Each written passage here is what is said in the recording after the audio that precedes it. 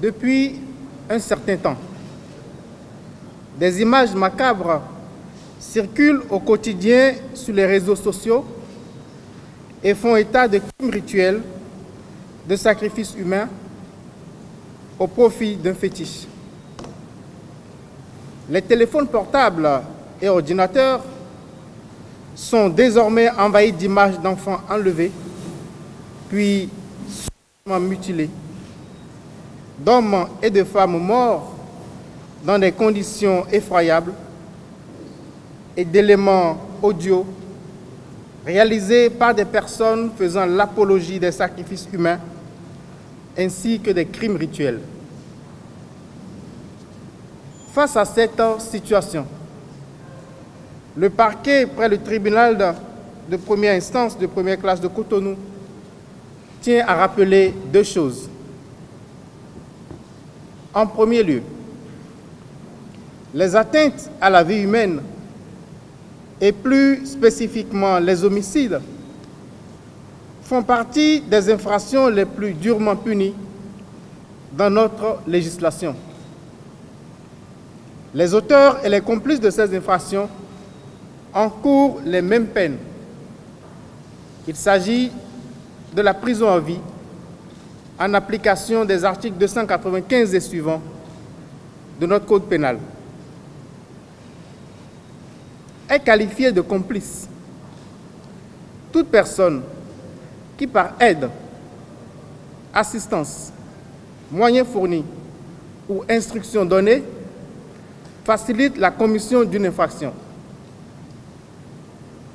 En conséquence, le parquet poursuivra avec la même fermeté aussi bien les praticiens qui initient des jeunes avides d'argent à ce type de rite que les adeptes de ces cultes.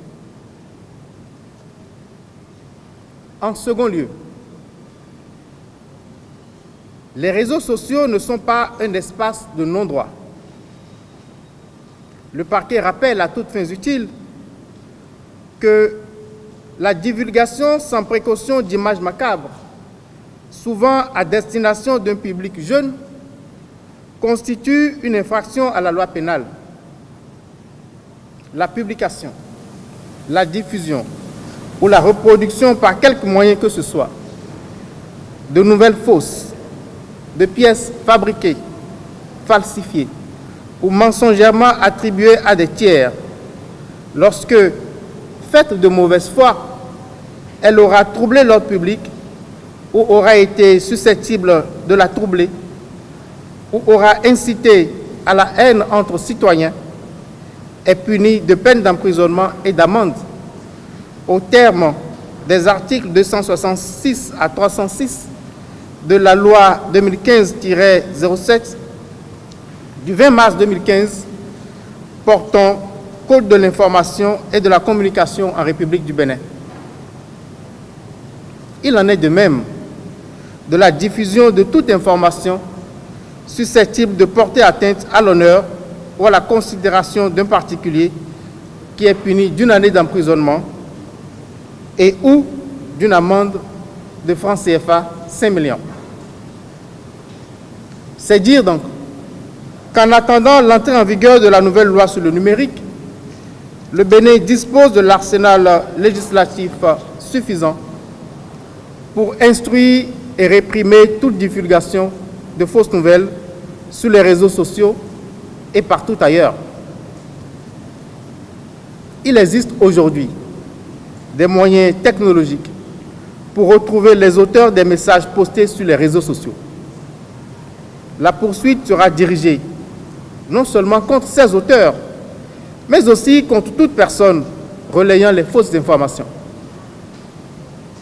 Le parquet de Cotonou en appelle au calme et à la sérénité des populations de Cotonou et les rassure quant à sa détermination à lutter contre toute atteinte à la vie et à réprimer avec la dernière rigueur tout crime rituel.